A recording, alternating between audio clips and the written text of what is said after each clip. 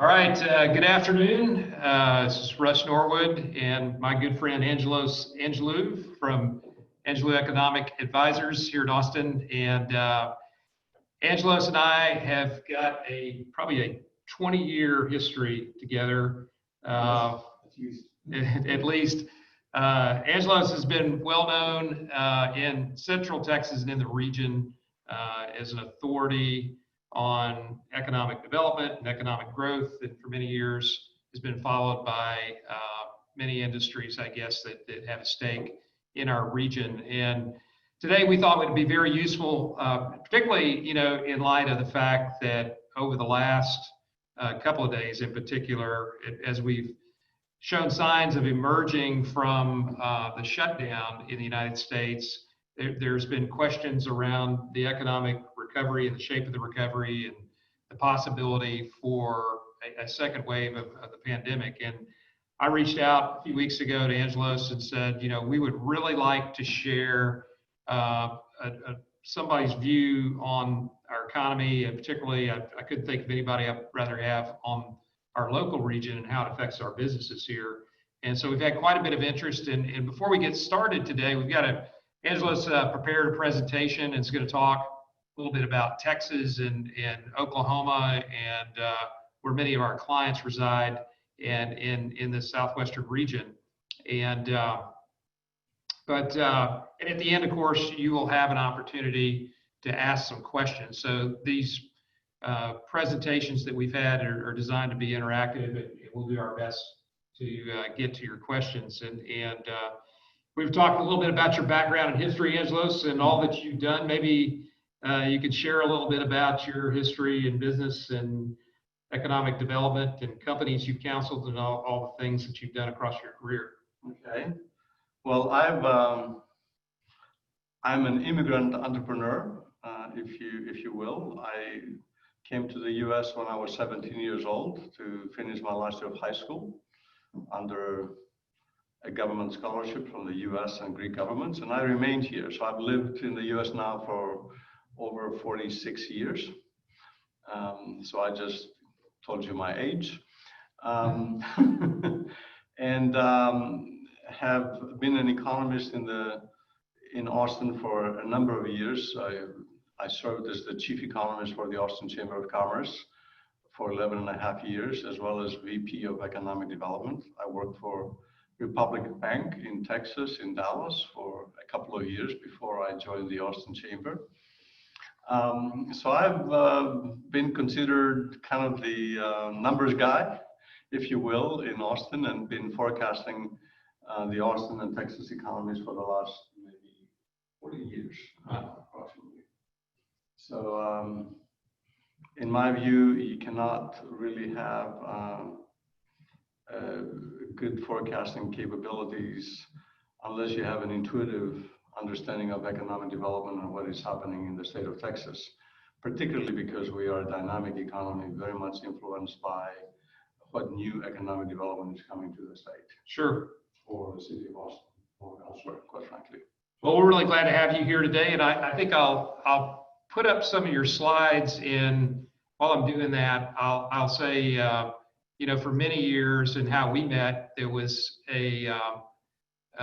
we were involved with your economic forecast event at my prior firm, and for many years you packed the convention center ballroom, and thousands of people would show up to hear your forecast for the coming year. So this is really timely, and what we had talked about doing is talking first about the impact of COVID-19 and how it'll affect our economies, and then we hope to have you back toward the end of the year as a follow-up and maybe talk about the new year, and we'll see how we progress. So I'll let you go ahead and take over, Angelos, and go through some of your comments for today. Well, thank you, Ross, for that wonderful introduction. Good afternoon. I will give you an indication. Okay. Can you just roll on this track wheel? Okay. I thought it was the screen. I'll let you know a little bit about Angelo Economics. We are an economic development strategic planning firm. and corporate site location. We've done over 600 economic development strategies for cities in the US and abroad. We've developed over 220 economic impact studies for clients throughout the US. And we do quite a bit of feasibility studies for different kind of private sector companies, some of them in real estate, some of them in other sectors as well. Next to that, you see some of our corporate clients, selected corporate clients. But my pride is really this accelerator I've created 6 years ago. We have 18 portfolio companies now. And this is the first international accelerator based in the US, focused exclusively on foreign-born entrepreneurs. We bring them to the US, we set them up for business. They establish their corporate headquarters in Austin. They are incorporated in Delaware. And we help them with business development and raising capital. We have some outstanding portfolio companies. I think this slide needs to be updated significantly because the valuation of our portfolio now is much higher than that, and hopefully next year we'll have our first exit. A few years later, maybe a unicorn company and some other major success stories. So I told Russ, if you ever want to invest in any one of our portfolio companies, take a look because there's some really excellent opportunities. So what I will do for you today is briefly talk about the US economic outlook, and then I'll focus it on Austin and Texas and the state of Oklahoma, and particularly, obviously, the COVID-19 impacts on these economies. So when we look at the US economic indicators, part of the challenge that I have as an economist is that most of the data that we want to report, other than the unemployment filings on a weekly basis, are about a month or two lag. So while we kind of know what has happened a month ago or a month and a half ago, we don't really have an up-to-date picture on what happened in June or late May. But it makes it very difficult to forecast the economy given the situation and how quickly data changes from week to week or month to month. But in any case, retail sales declined by 16.5% in April. The previous record was in 2008 at 3.8% decline. When you look at individual components, we see clothing and apparel was down almost 80%, furniture down almost 60%. Restaurant sales fell 30%. I thought it would be higher, but and now perhaps some of this data has improved. Auto sales were down 26%. Grocery sales were up 27% because people have to eat. So when we look at the other economic indicators in April, industrial production in the US was down by 11%. Manufacturing output led by autos was down almost 14%. Autos were down over 70%. The jobless claims stood at 29 million now with the data all the way to June. I think the jobless claims first-time filers is close to 39 million. Housing starts are considerably down in the US, although in individual markets like Austin, I think it's going to be better. And the consumer sentiment from the University of Michigan dropped 18 points to 71, which is still positive. But we need to recall that in the beginning of the year it was 130, and now it's 71. So it's any index larger than 50% is actually, the 50 points is actually positive. The GDP is forecast to be down anywhere between 25 and 40% in the second quarter. However, we do anticipate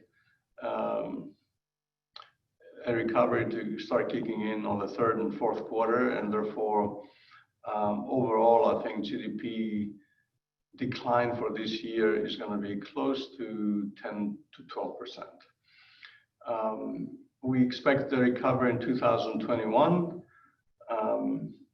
Job loss so far in 2020 is forecast at 16 million, which is roughly about 15%, but is likely to continue to improve.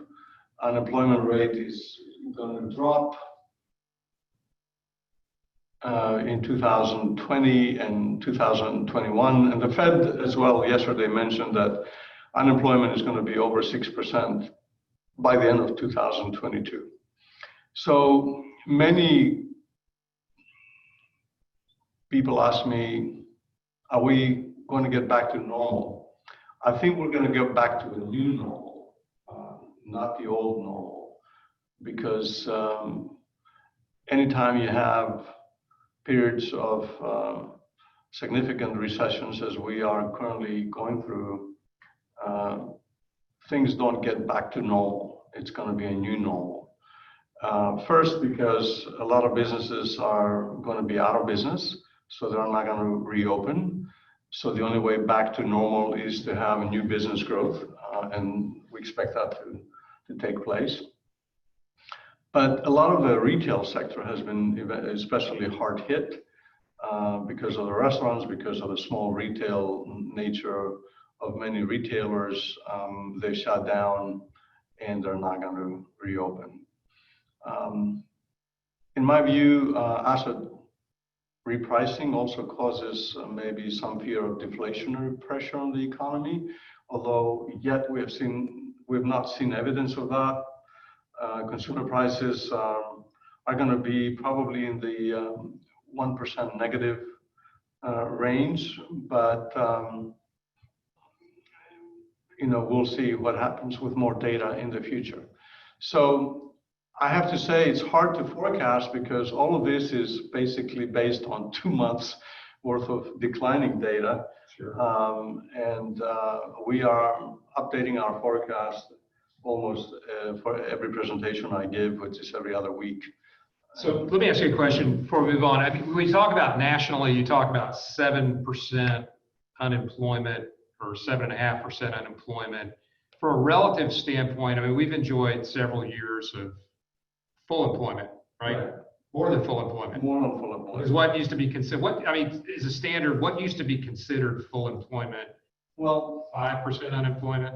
When I went to school many, many years ago, it was considered 4%. We never really reached 4%. So the full employment level was around 5.5%. Right. And so now, COVID-19, it was 3.5%. Exactly.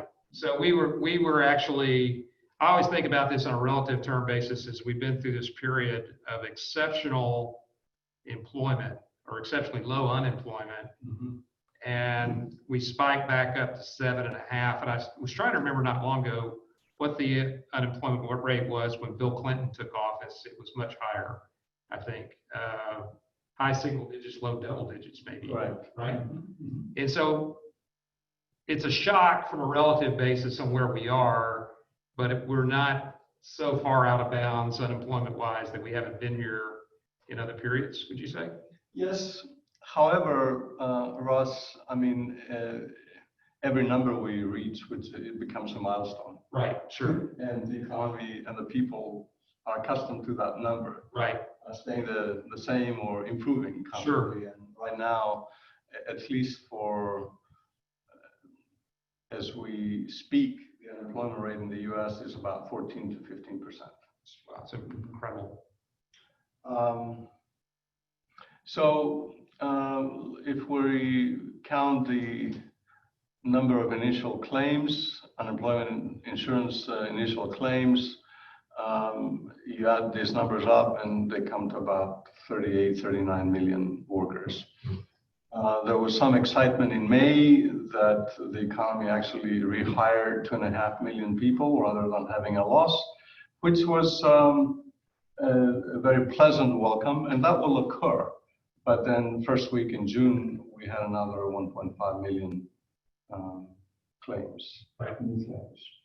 So part of this now we have to realize again is at the retail level. And many of these retailers received PPP funding, and they've hired some people. But how long will they be able to sustain? I think there's going to be more layoffs in the future, because as the companies reach the level where they can get full forgiveness, they're going to lay off people. Sure. From an example here, a very popular restaurant in Austin, in West Austin, is The Grove, and they've not started serving food inside, only at the patio. That's only about 20 tables, and roughly are they maybe 12, 15 tables are full at all times. So people are not, states may have ordered the opening up of the economy, but they can order people to go out and eat and spend money. Sure. So it's going to be gradual, and we'll get back to the new normal when people feel confident that the coronavirus is under control. Right. And stabilized.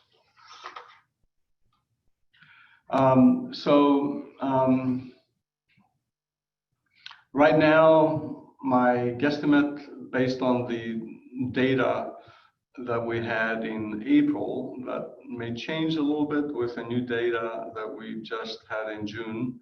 I'm estimating close to 19 million job loss in 2020. We're going to have a recovery of about 12 million jobs in 2021. So we're still going to be short. The Fed just announced that unemployment rate will be still over 6% by the end of 2022. And, I trust the Fed more than any other data set, because they have real-time data and they acted on the coronavirus pandemic without anyone expecting. Sure. Because they saw the data coming that was very, very weak. So what they've done is unprecedented. And I think even this week's announcement, they're prepared to do whatever it takes. I also believe that we're going to have a second stimulus. You have a House proposal now that is at $3 trillion. You have the Republican proposal is about $1 trillion. Rest assured, before the election, we are going to have checks being distributed to families around the U.S. again. Which often prompts a question: how are we going to pay for all of our debt? Right. Yeah, I'm sure that question will come up later in the Sure. as well as how interest rates. Please ask that question at the very end. So when we look at Austin, Texas, and Oklahoma, we've looked at several scenarios, and we've only looked at the leisure and hospitality and retail sectors in Austin.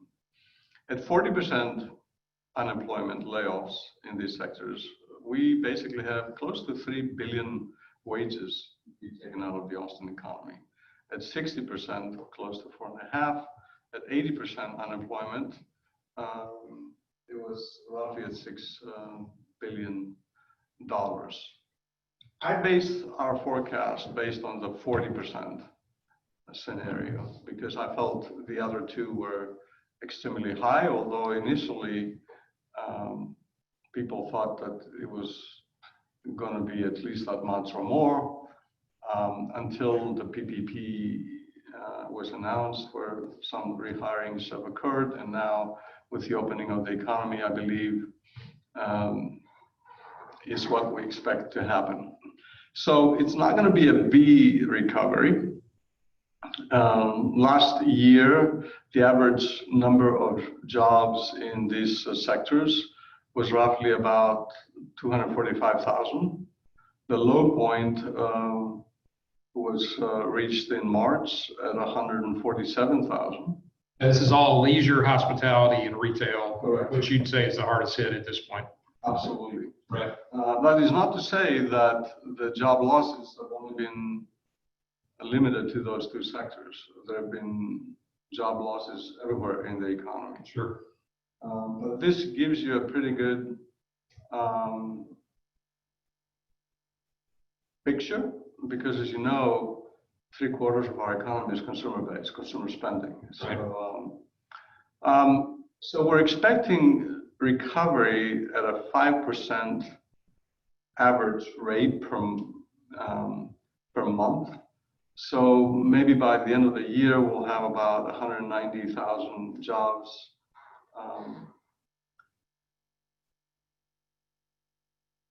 as opposed to still 245,000 we had before. Sure. So we're still going to be short. Again, it all depends on the confidence that consumers have in going out and spending money.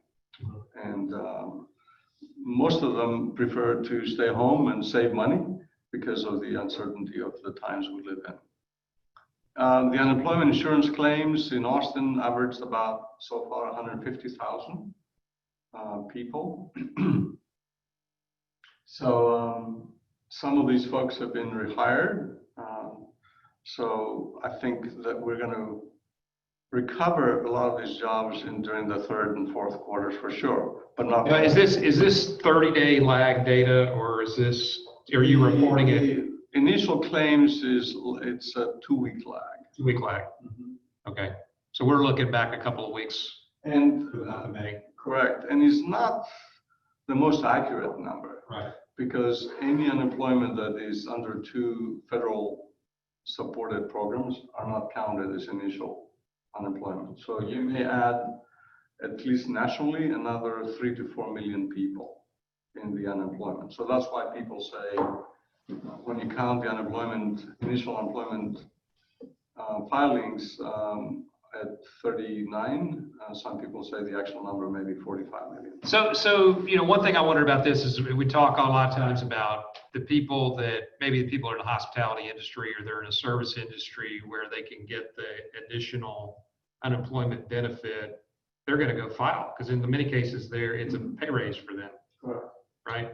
The worst thing that can happen is with state and federal unemployment, some people spoiled and may not want to go back to work. Disincentive. It's a disincentive.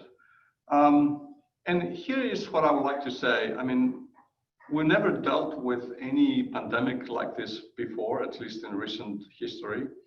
So we don't really know how to deal with it. I'm not so sure we even know how to deal with it today. I don't believe it was the right decision to lock down the economy. Had we known better, we would have locked down all the senior citizen centers and done aggressive testing on people over 70 years old, because all the deaths are really in that group of age or higher. Sure. But we're still not doing that, and that concerns me. Did you tell me now Probably because the pandemic is already spread, and doing it now is not going to help us much. Yeah. Did you tell me that that's what they did in Greece? Yes, in Greece, with the first case, they locked down the economy. Yeah. And the country has probably the best record in the world today. Less than 3,100 cases, right. And less than 180 deaths. Surrounded by countries, Italy, Spain, all of Western Europe, Turkey, that have hundreds of thousands of cases. And they focused not on the most likely people to get sick. So they've done extensive testing on senior citizen centers, the elderly, if you will. And as soon as they have a case in a city, they go and lock down that environment and do extensive testing. Right. And distancing and so forth and so on. Interesting. They're expected those numbers to go higher because now they've opened the country to tourism. But I think still they're going to manage to do pretty well. Great. When we look at the leisure, hospitality, and retail sectors, really we're looking at 22% of the jobs in Austin and roughly about 11% of the wages, because those sectors are not necessarily the highest paid jobs. But a lot of technology companies have quit hiring.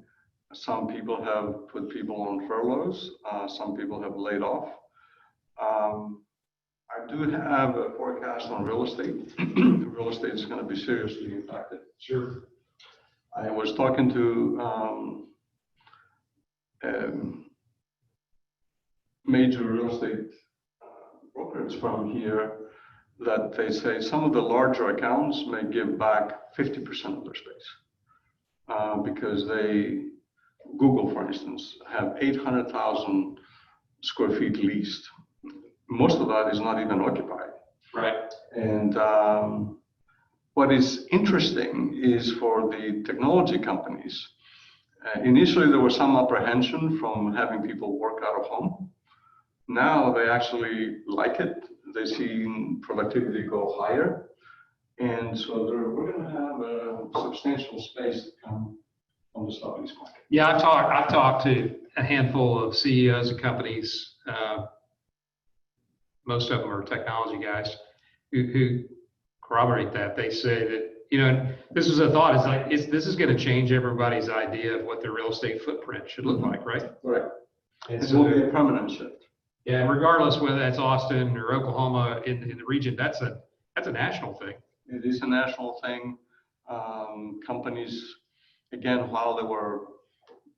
companies in Austin actually paid individuals $350, $400 stipend per month to work out of a co-working space very close to where they live as a benefit, so that they don't have to commute downtown and waste so much time. Now that they've seen actually productivity be as high or higher, they like what is happening, so they're going to shed a lot of their real estate holdings. Population in Austin. I estimate that this year we're going to have slower growth because with the lockdown, people stay close to homes and parent to where they live and family and so forth and so on. But rest assured, as soon as we have some stabilization, Austin is going to take off because people are going to move to cities that they'll have a higher chance of getting employed again. Sure. And Austin is a job creation engine in Texas and the US. So I expect that the population numbers will go back to normal and actually beyond normal in the years to come. In Austin, I'm forecasting 45,000 jobs to be lost in 2019. So altogether, along with the other 40,000, which is kind of the normal rate of unemployment for Austin, we're going to be close to 10% unemployment. When we look at Texas, with a 40% unemployment, again, in these three sectors, hospitality, leisure, hospitality, and retail trade, we lost close to $30 billion in personal spending and wages, if you will. And that is having a huge impact. Moreover, Texas and Oklahoma have been doubly hit because of the lower oil prices. And from some accounts, the Houston area was going to lose close to 200,000 jobs just in the oil and gas sector. Right. As much of the fracking requires $40 or more average price, and a lot of those businesses have gone out of business. Sure. 50% less companies in that sector now. Mm-hmm. Prices have recovered somewhat, but it doesn't mean that there's going to be significant increase in activity there. Throughout last year, pre-pandemic, we had 27 2,700,000 jobs in that sector.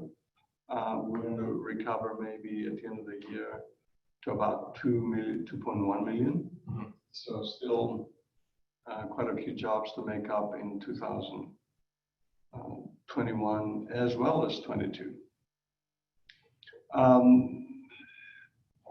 Leisure and hospitality in Texas is about, again, 21% of employment, about 10% of wages. But again, more than 2/3 of the US economy is dependent on spending on retail and hospitality and food. One area which has been very hard hit is the healthcare sector. Mhm. And people thought that because of COVID-19, this area will be booming. Sure. We're going to see that sector be impacted the most serious because a lot of doctors and nurses and technicians are being laid off. For instance, in the Austin area, we have over 2,000 hospital beds, and only 160 were occupied. Sure. I've heard this from friends in the medical field that have run very successful medical practices who basically could not go into the hospitals, particularly in South Texas, where they had very, very light infection rate down the Corpus Christi area. But his comment was that they're putting all these medical practices out of business by preparing for the pandemic that never came down there, at least. Right? Absolutely. A positive thing, if you would consider it a positive thing out of this, is the behavior of businesses is going to change forever. A lot more business is going to be conducted online, a lot of more digital meetings. The travel industry is also going to be in somewhat of trouble because I don't think corporations are going to, anytime soon, go back to normal travel for their employees. Right. Everything that they've done before can be accomplished now through digital means. So this is one of the offsets. I'm glad you brought that up, and I want to interject a question. Was that I was with some guys, some local business leaders last week, and they were talking about the positive impact of shutdown on their company's bottom line that they didn't anticipate.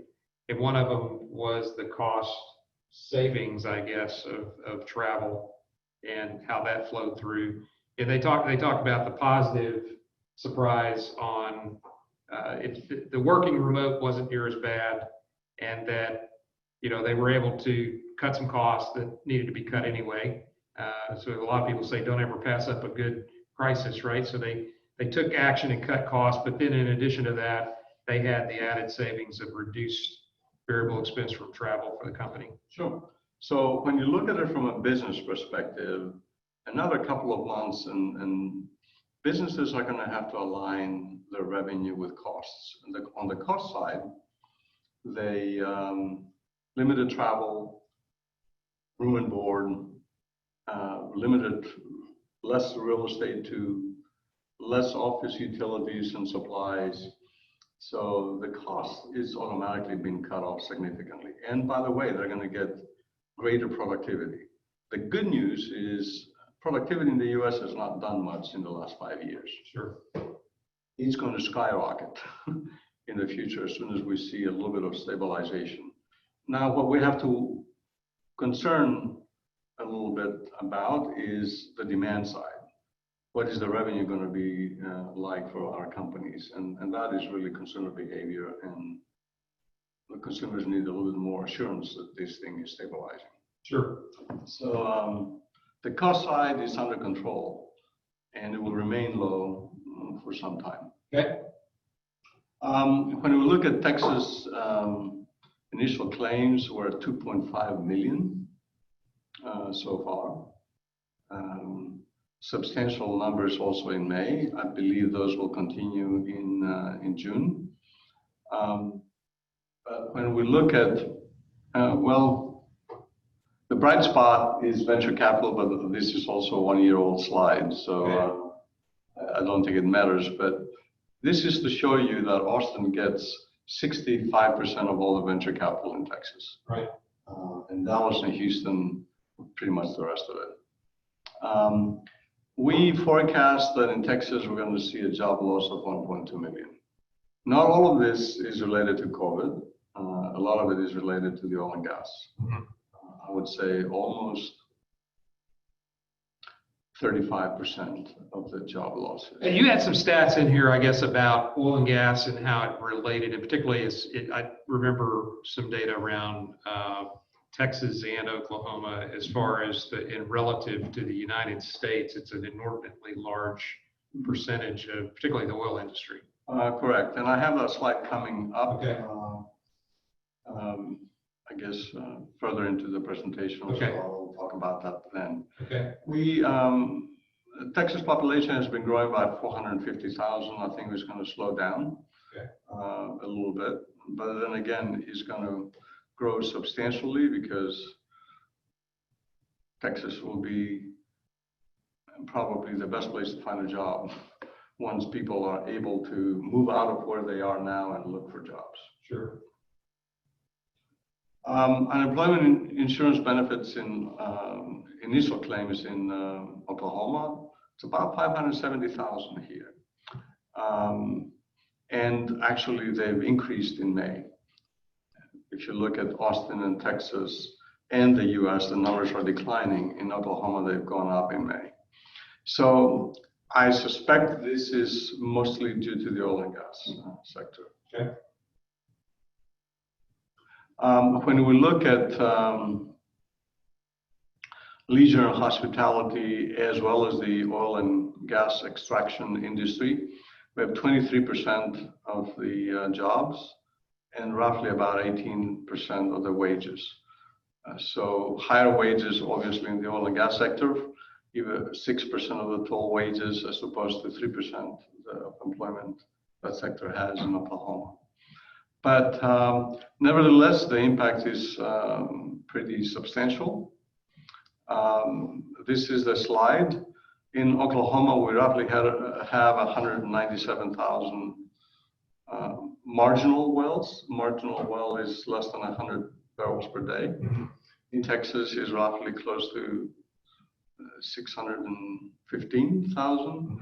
Overall in the US is about 2.4 million. So we account for more than or nearly 1/3 of all the oil wells in the United States. Anecdotal information is that at least 50% of these businesses have been shut down already during the negative oil prices that we've had a month or two ago. Now prices have stabilized, but I don't think it's going to do anything to bring back those businesses, nor our banks are going to finance any new fracking company. So it's a sore spot in the US economy, and particularly the not performing loans. Sure. This sector is going to be a problem that is going to have to be dealt with. And hopefully a lot of the maybe the stimulus money will go here as well. It reminds me, I mean, a couple of things. Someone shared a podcast with me called Boomtown recently that's written by a Texas Monthly writer, or it's hosted by a Texas Monthly writer, about the boom and bust periods in the oil and gas industry, particularly in Texas, and deals with Midland and West Texas. Really interesting podcast. But as an old saying in the industry, price cures price, right? So commodity-based industries tend to have these boom cycles, and then when price collapses, a lot of producers exit. So eventually there's stabilization. I think talking about the people in the industry, though, that they're most troubled about is the fact that so much of the fracking business is coming back online really quickly. There's signs that the producers are starting up again already, and that could be a challenge, right, for any kind of long-term stability of price. Well, there's an oversupply of gas and oil in the world. The electric car industry is taken off. Right. The shutdown also reduced demand significantly. Right. So it's not about production, it's also demand. And long-term oil and gas is going to be in a depressed state, particularly because there is so much associated gas in the U.S. Right. That it doesn't cost anything. We just burn most of it right now. Sure. We've allowed licenses to export it overseas, LNG gas, and we've done some pretty good work there in Western Europe in certain countries, and Greece actually is importing EU-US LNG. But the competition with Russia and Qatar is pretty heavy. Still, LNG cost of transporting it to Europe is higher than what people can buy gas from Russia. Mm-hmm. Not LNG, just strictly piped gas. But it's more of a geopolitical thing than an economic issue. And the question is how much cut in production we're going to have by Russia, by OPEC, and eventually also the United States. The demand for oil and gas is going to be significantly reduced in the future. Interesting. This is a slide that I wanted to share. I found this quite a bit interesting. I thought Oklahoma, being not as densely populated of a state, there would have been a better state to be living at from a point of view of rate of disease, but it appears in every single area the rate of incident in Oklahoma is higher than the US rate, except for the last one, flu and pneumonia. But heart disease, 165, I guess Oklahoma is #1 in the US for heart disease. I mean, that's kind of news to me. Cancer, 4th, chronic lower respiratory disease, 2nd, accidents, stroke, 9th, Alzheimer's disease, diabetes, 4th, suicide, 13th, chronic liver disease and cirrhosis, 5th. That's troublesome. So while Oklahoma was impacted with COVID-19 insignificantly initially, lately the numbers have been increasing at a rate of 30% in the last 2 weeks. So with an older population and with this kind of medical statistics, it's likely that the death rate might be higher. So our region has done generally better than some regions in the United States. Correct. I mean, the brunt of COVID-19 has been New York, New Jersey, Boston, and California, and Seattle. Right. But rest assured, every state in the U.S. is going to go through it at different speeds. Right. Just as Brazil and Pakistan and India and Mexico are now going through the significant impact of COVID-19 on their economies. So every state is going to go through it. There's no escape from it. One might ask, then what is the new normal? Well, the US is also the largest exporting power in the world. And with a projected decline in the world GDP of about 6% this year, there's not going to be a whole lot of markets for US exports overseas, particularly from very large countries. We do a lot of business with Mexico and Latin America, a lot of business with China. There, I think there's an opportunity to increase trade, but with the trade war that is going on right now, I'm not so sure what the outlook will be there. Hopefully after the election is going to be a clearer picture where there will be not a politicization of trade. But unless the whole world is going through a stabilization of COVID-19, which is not, for many months now, we were under 100,000 new cases per year, per month now. 100,000 new cases per day worldwide. Now the average is 120 and 130. So the disease is expanding at an alarming rate. So it's not over around the world. It may be stabilizing in the US, but not around the world. So can the US have a full recovery with the rest of the world being in a recession? I'm not so sure. And in fact, I don't think it will be the case. So before we go to questions, I guess I made an attempt to forecast Oklahoma's population. oh, go ahead. In 2020 and 2021, I predict that this year Oklahoma is going to lose 135,000 jobs, 57 of which will be recovered next year. But what I want to say is that all Texas metro areas will see a significant impact. Austin is going to recover the quickest. Texas and Oklahoma are enduring additional pressures because of the oil and gas industry. We expect at least the gross GRP, is the gross regional product equivalent of GDP, to drop 20% in both states, maybe more in Oklahoma than in Texas. The global economy to slow between 5 and 6% negative growth this year.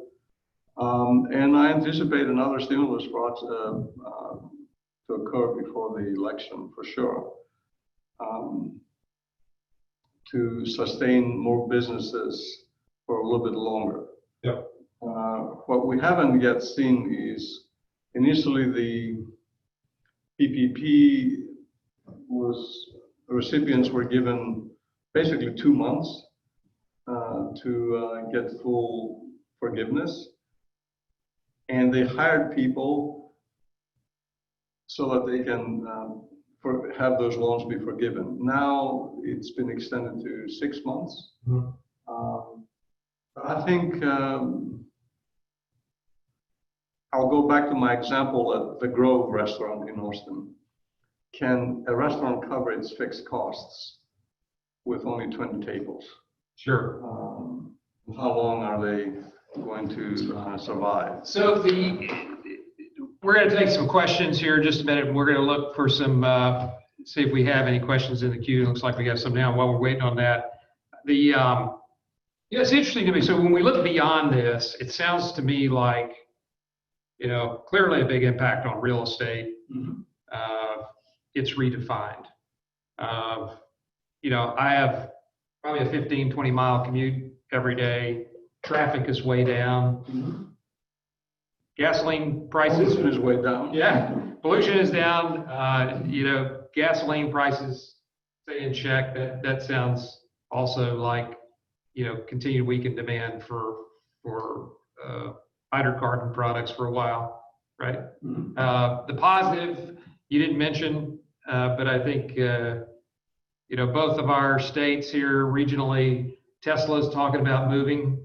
I can talk a little bit more about that. Okay, I want to cover that in just a minute. But Tesla might be coming to town and bringing jobs. But other than that, how do you see?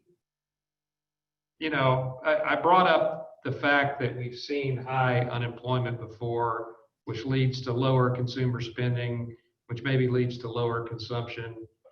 To me, it sounds like a economic downturn, obviously caused by a shock that we didn't expect. But how do we emerge? I mean, the economy reshapes itself, maybe a smaller real estate footprint going forward for companies. It is my prediction that the economy will not shut down again, even if there was an uptick in coronavirus. It was a mistake to shut it down before. Okay. It caused all these problems that maybe could have been avoided. Sure. The theory is that people get used to unemployment benefits, and there's a culture of expectation there that sure. It's longer term troublesome. People don't want to go back to work. Right. I had a small company involved in the construction industry, basically a granite installer, 50 people, and they refused to go to work. And this is a very skilled workforce, and he had to shut down. He doesn't want to have his workforce be lost and have to start all over again and retrain. Sure. So he's still paying them, making sure that eventually when things calm down, he'll be able to go back to work. So that's a concern. The good thing is we've always had the ability to emerge stronger than ever before. Right. Productivity is going to shoot very high. Companies are going to basically know how to operate with less, right, and get the same amount of output, right, just as we've done forever. Particularly in Texas and Oklahoma, you know, we have experiences of ups and downs, particularly because of the real estate as well as oil and gas. Yeah. And we know how to deal with these problems. And we haven't seen a contraction in a really long time. And when you talk about real estate,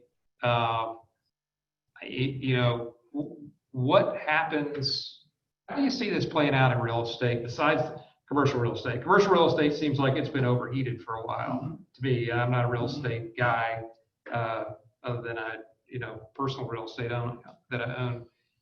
How does it affect the housing market here? The housing market initially took a big hit. However, the latest data is that it's almost come back to normal. Mm-hmm. People have to live somewhere.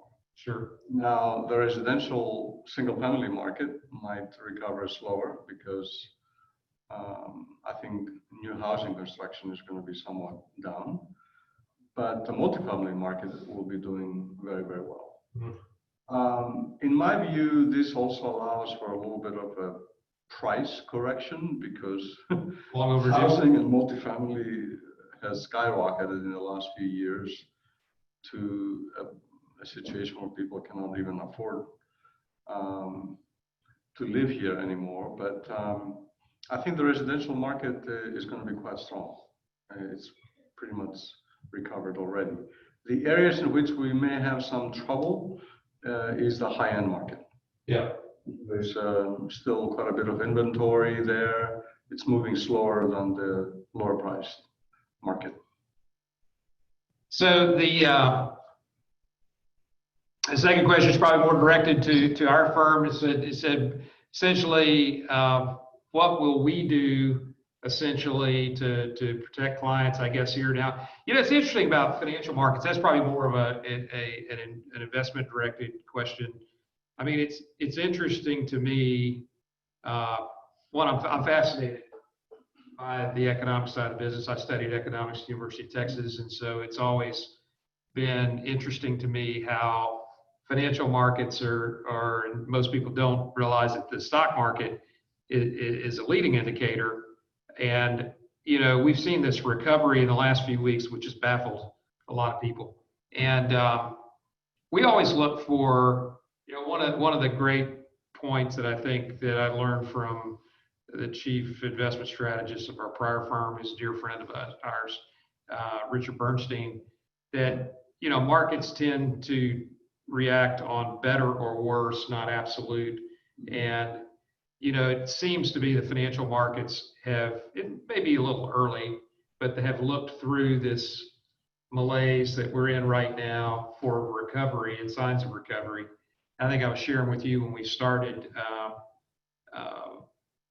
or before we started today, about, you know, a piece that I'd seen about green shoots globally. So our job really is to look through it and look for signs of bottoming. But sometimes most times the financial markets bottom well before the economic bottom. Right. Right. Mm-hmm. And you know, there's some signs that has occurred statistically.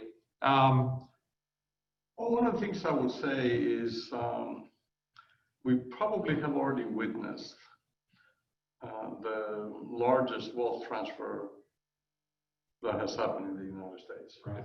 Both from a tax point of view, but also because the volatility in the stock market basically gets out all the individual investors who panic, right, and sell. And it's going to take a little bit of time before they will trust the market again. Sure. And a lot of people have lost money in the stock market. So my hope is that as the pressures on retirement for those people become pretty serious, they're going to want to get back to work as soon as possible.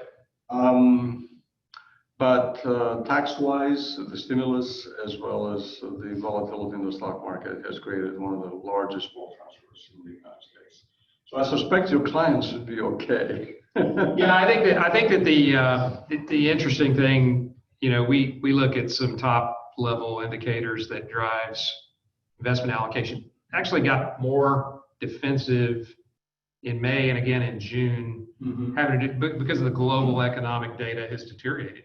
Right. Not gotten better. Now, at the same time, stock market, U.S. has advanced, and some of the global markets have advanced. So there's an interesting kind of cross current going on there, and maybe it's evidence of what I'm talking about, that there's a bottoming process that has occurred before the actual economic bottom is in, and when you start to see stabilization, usually that'll lead to stability and or stable growth and going forward, and that's what we're hopeful to see. Now, the thing that challenges me, and there's another question about paying off stimulus. And what is it going to take? I guess I have two questions that I would probably tie into this.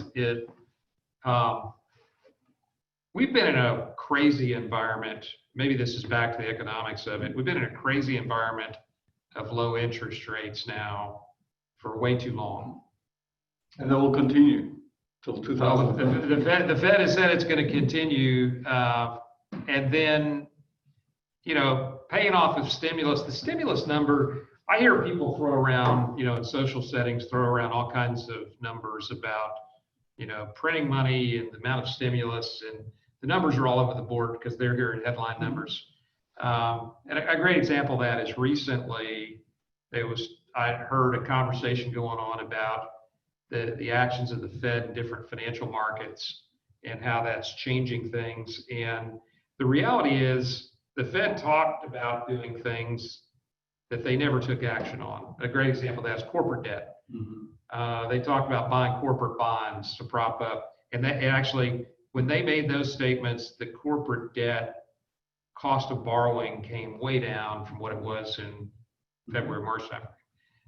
As of a week ago, they had not bought a single corporate bond, the Fed meaning. So I don't know where the stimulus stands today, what's actually been done. Do you have a figure on that?